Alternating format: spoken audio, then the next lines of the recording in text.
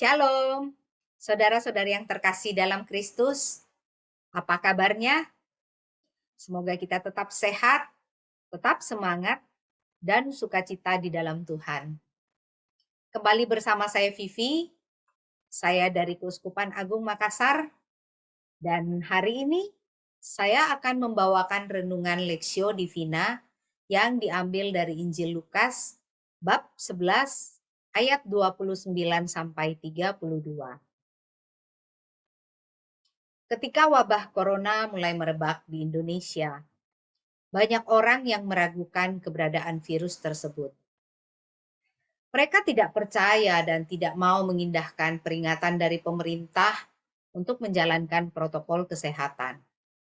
Walaupun pemberitaan di berbagai media telah menunjukkan begitu banyak orang yang sudah terjangkit.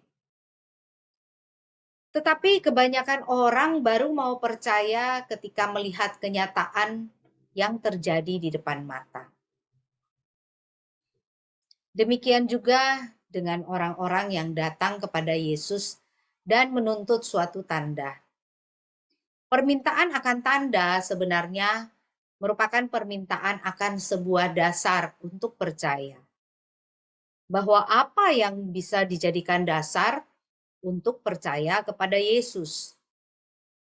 Walaupun mereka telah melihat begitu banyak mujizat yang diadakan Yesus, mulai dari menyembuhkan orang sakit, mengusir setan dan roh jahat, bahkan membangkitkan orang mati. Tetapi mereka masih meminta tanda untuk mencobai Yesus. Permintaan tanda bisa diartikan sebuah bentuk ketidakpercayaan dan penolakan mereka untuk mendengar dan taat pada sabda Allah yang diwartakan oleh Yesus. Nah, kepada orang-orang yang tidak percaya yang meminta tanda ini, mereka tidak akan diberikan tanda apapun selain tanda Nabi Yunus.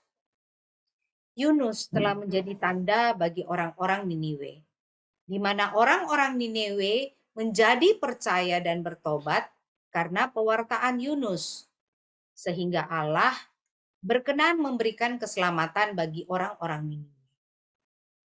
Sedangkan Anak Manusia akan menjadi tanda bagi angkatan yang oleh Yesus disebut sebagai angkatan yang jahat. Dan angkatan ini telah melihat tanda yang lebih besar daripada tanda Nabi Yunus. Tetapi mereka tidak menampakkan kepercayaan dan pertobatan. Tanda yang lebih besar itu adalah pewartaan Yesus dan apa yang telah dikerjakannya. Dan yang utama adalah diri Yesus sendiri, karena melalui Dia Allah telah bekerja.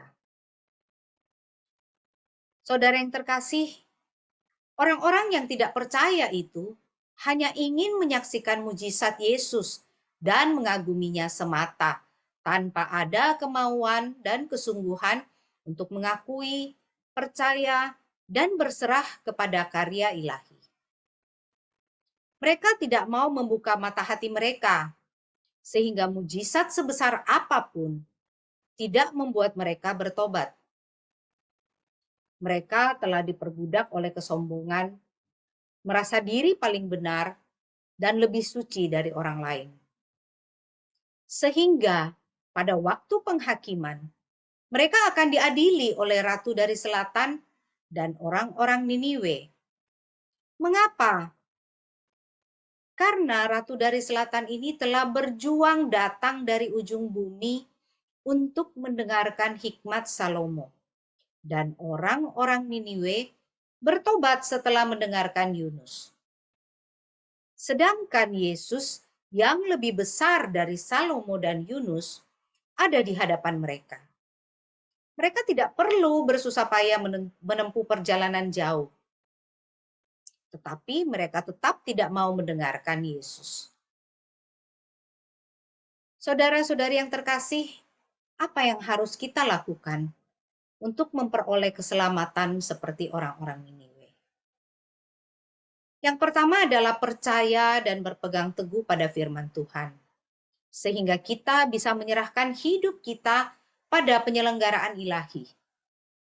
Seperti di masa pandemi ini, kita tetap percaya pada perlindungan Tuhan, tetapi kita tetap harus mematuhi peraturan pemerintah dengan menjalankan protokol kesehatan.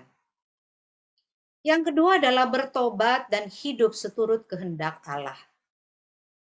Misalnya, belajar lebih rendah hati, sehingga kita tidak mudah diperbudak oleh kesombongan, iri hati, dan memandang rendah orang lain. Saudara-saudari yang terkasih, seperti orang-orang Niniwe yang mau mendengarkan pewartaan Yunus sehingga memperoleh keselamatan, marilah kita juga mau mengikuti Yesus dengan taat dan percaya pada firman-Nya, serta hidup seturut dengan kehendak-Nya. Karena tanpa Yesus yang adalah jalan kebenaran dan hidup, kita tidak bisa berbuat apa-apa. Seperti apa yang dikatakan oleh Santo Agustinus, bahwa Yesus tidak membutuhkan kita untuk menyelamatkan kita. Tetapi kita tidak dapat berbuat apa-apa tanpa Dia. Saudara yang terkasih, sudahkah kita percaya pada Yesus dan bertobat? Semoga demikian. Tuhan Yesus memberkati.